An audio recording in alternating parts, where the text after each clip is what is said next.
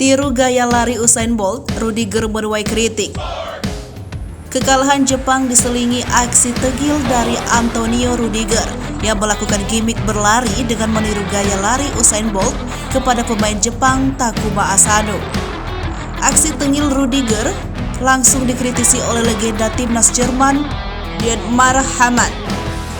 Mantan pemain Bayern Munchen menuturkan bahwa sikap Rudiger yang ditunjukkan dalam laga melawan Jepang tidak profesional.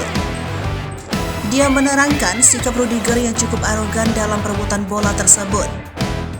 Menurut sang legenda, sikap dari bek Real Madrid ini tidak perlu dibela. Pasalnya Hamann menilai dia telah meremehkan lawan. Apabila menilik tingkah usil Rudiger, kala itu Rudiger dan Asano tengah berebut bola. Akan tetapi laju dari Rudiger lebih cepat dan dia bertujuan untuk membiarkan bola keluar agar berakhir tendangan gawang untuk Jerman. Sayang, pada kejadian tersebut, justru Rudiger menunjukkan aksi tengilnya yang banyak disoroti oleh penggemar sepak bola.